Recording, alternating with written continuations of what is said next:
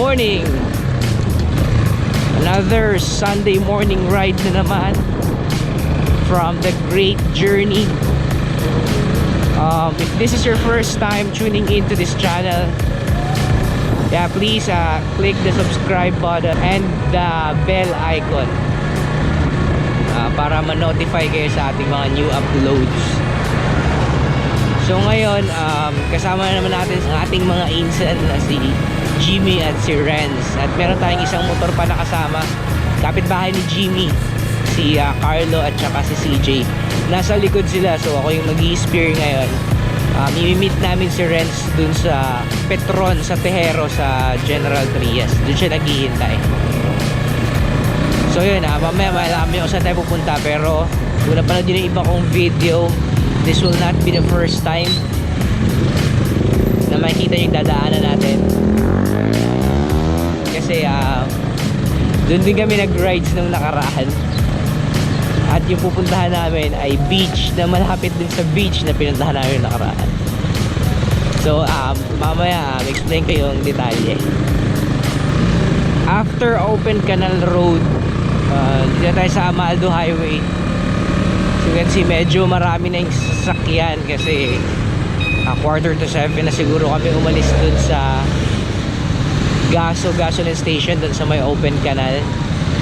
Late na kami late na kami umalis ngayon since sabi ko okay lang kahit hindi tayo masyadong maaga kasi malapit lang naman yung pupuntahan natin.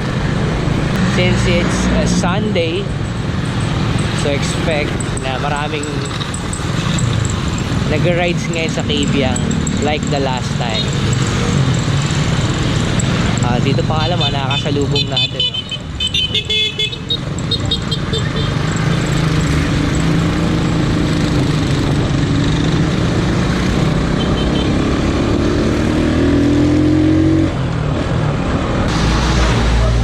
Lapit na kami rin. Nakatulog ka na ba? So dito na tayo ngayon sa crossing Gentry.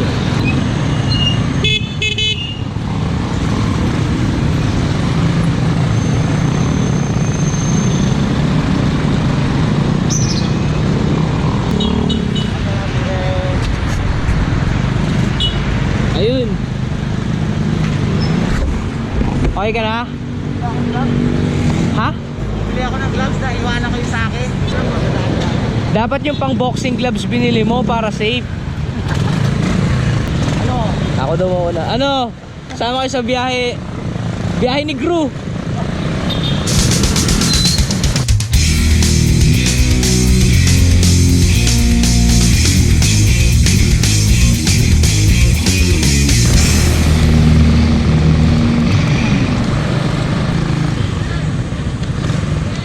Ilang minuto pa lang nag-ride, first stop ka agad. Ikaw bumate. Hi, here we go again. Sa? Biyahing Drew. Biyahe ni Drew. Drew Empalmado. With Jimmy, CJ at saka si Carlo. And Mga bago natin tropa. And Long Mejia. Long Mejia. Medyo wig na. Ilang minuto pa na tayo nag-ride, stop over kagad no? Mga 15 minutes pa lang kami nag-ride. Nakapagod. Pero this time yung dumating kami dito, unlike nung last time na medyo maaga-aga kami, pagdating namin wala nang mga nag-ride. So syempre nandun na sila, pupunta na sila dun sa Kabyang. Kasi nga mainit na ngayon, as you can see, nagpapawisan na nga ako. Unlike nung nakaraan na rides namin, habang papunta kami dun sa Kabyang, ang lamig kahit naka-flannel ako. Pero ngayon baliktad, nagpapawisan ako. Tambay muna saglit, pero maya alis na rin kami. No helmet si ate. Sige po.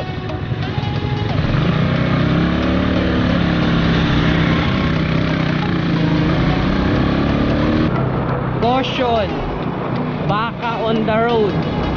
Yeah. Oo. Dito na tayo sa Twisties. Paakyat ng Cabiang Tunnel. Kaya mo yan, te!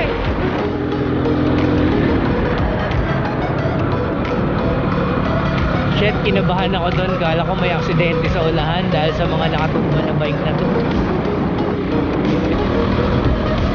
Sarap talaga bumalik-balik dito kahit kailan.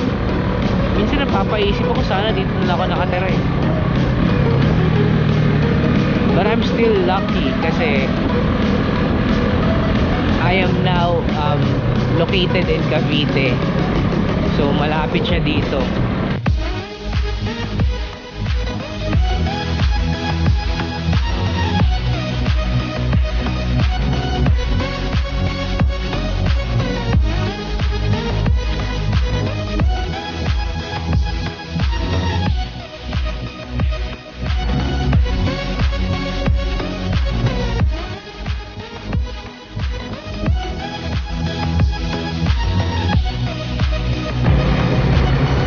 We are here again.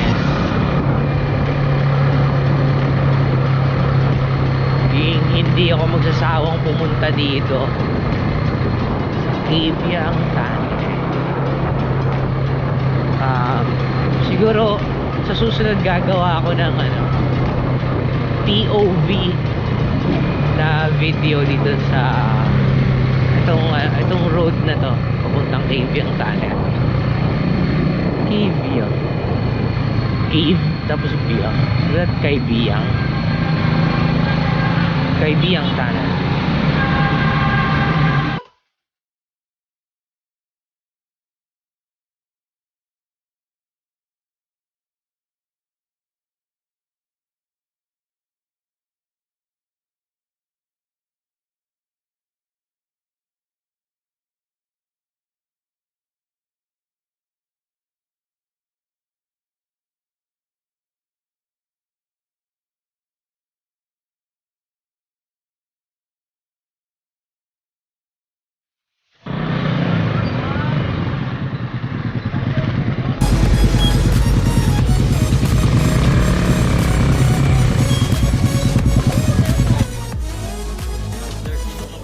Nilip ka naman ng chicks. Hindi, sexy kasi. Naka-record pa naman. Uy, balik. Ilalagay ko sa gago. Mukha bang may chicks doon? Tignan mo nga. Dito na naman kami sa kubong kinainan namin na nakaraan. Punta namin dito. Ni Renz siya ni Jimmy. Kung di nyo man napapanood yung video nyo, click nyo lang sa taas. Anyway, hindi kami pumwesto doon. Unfortunately, hindi kami nakapwesto sa dati ng pwestuhan.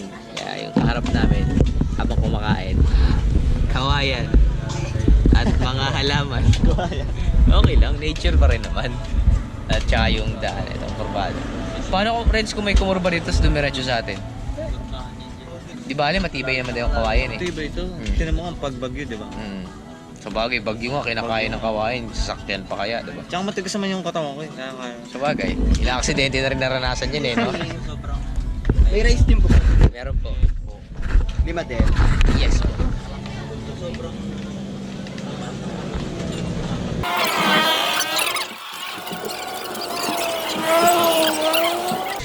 Ang walang kasawaang gotong Batangas na dapat niyong matikman. Laman loob siya ng tao. Masarap siya. Eat your own. Ay, kino ba? Aalis na kami dito. So, iiwanan ko naman sa inyo mga kataga. Hindi lahat ng tumitigas nasa freezer. Yung iba nasa zipper. We just discovered na yung natipuan ay mas malayo sa Kalayo Beach. Unahan. Dapat yung natipuan mas Oo, dapat hindi baliktad eh, no? Dapat yung natipuan mas malapit, yung Kalayo yung mas malayo. Pero ang tanong doon, pag pumunta ka sa natipuan, matitipuan mo kaya? Depende. Depende rin. Maraming lalaki. Ah, okay. Okay.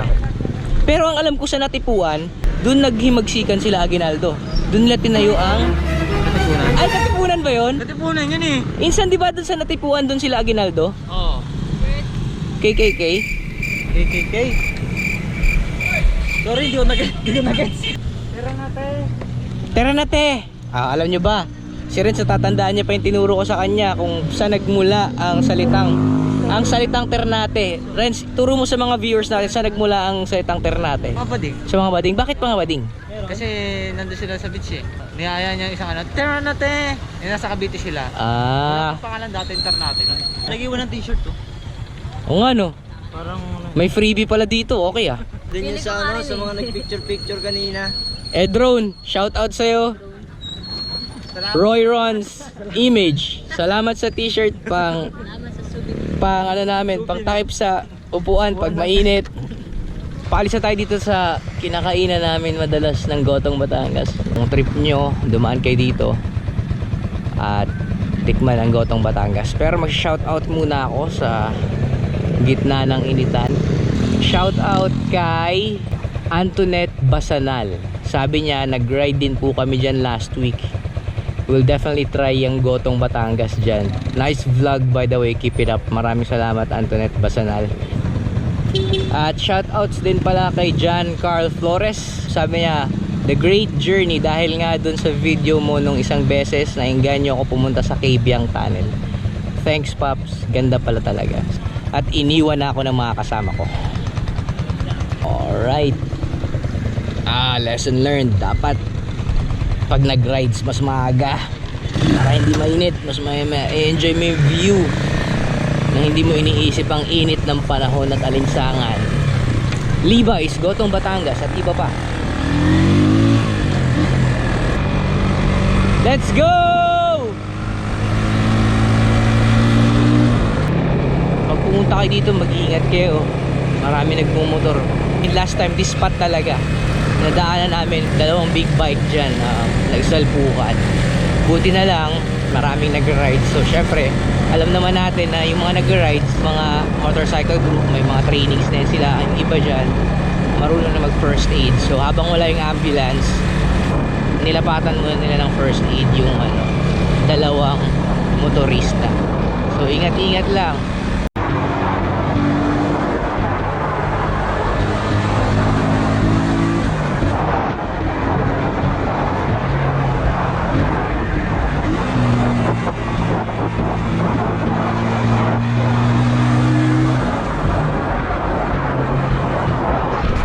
So nagkanda lagpas na kami. Iba yung tinuturo ng Google Maps. Magtatanong kami ngayon dito. So sa Natipuan Cove, unahan lang po. Okay. Salamat po. I love Natipuan. Tingnan natin kung matitipuan namin. Eto nga yun. Ini, mini, mini mo. Mukhang dito.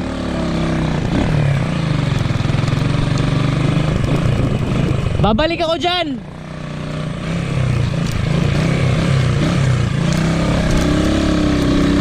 Oh, trail ride. I love this.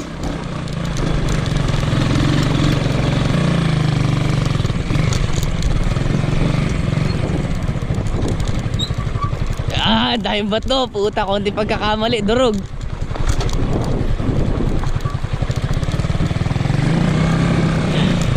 Actually, may hinala na ako na hindi dito ang daan, pero para kasing ang sarap dumaan dito. Trinay ko lang.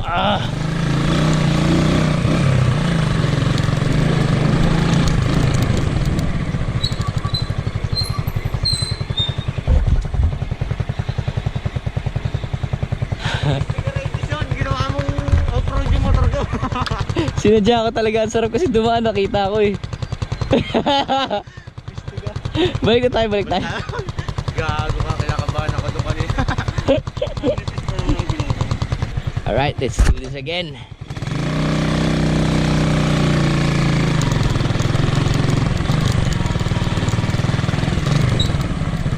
Medyo mahirap yung may mga bato.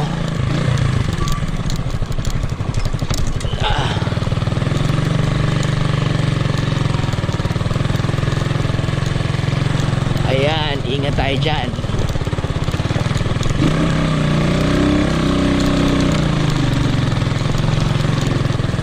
Delikado.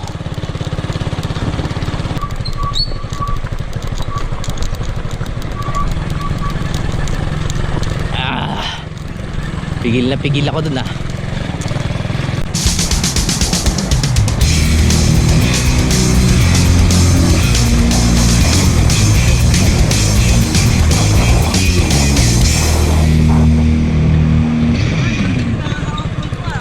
Ha?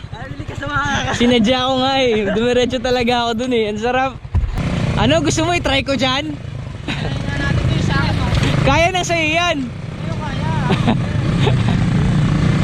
Trinay ko kasi doon kanina. Alam ko hindi doon yung daan eh. Pero parang nanggigil akong i-try yung daan doon or off-road tong CR15 doon natin.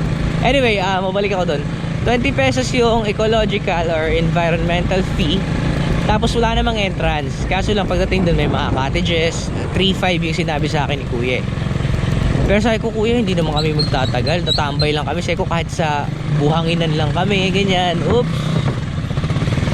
Sa buhanginan lang kami. Sabi, sige, kausapin na lang daw namin yung... May mga bahay-bahay kasi dyan eh. Siguro yun yung may mga may-ari ng mga cottages. Kung saan nakatapat yung bahay nila, yun ang may-ari ng cottages. Tapos kausapin na lang daw namin para at least... Siguro magbabayad kami pang ano lang pag gumamit kami ng CR. Ganyan, nakibanlaw kami ganyan after naming maligo sa dagat. Pero another fee then is for parking. Sabi niya 100 daw yung sa sasakyan. Sa motor hindi niya sure.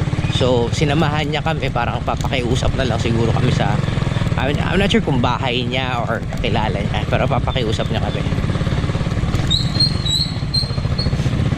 Ayun, may marami rin nakamotor. We're here. So, naka-safety kami ng parking somewhere here. I mean, any house naman siguro dito. Pwede kayong makiusap ng parking. So, nagbayad na kami ng 20 and then since hindi makikuha ng cottage, sabi ko sa buhangin lang kami tatambay.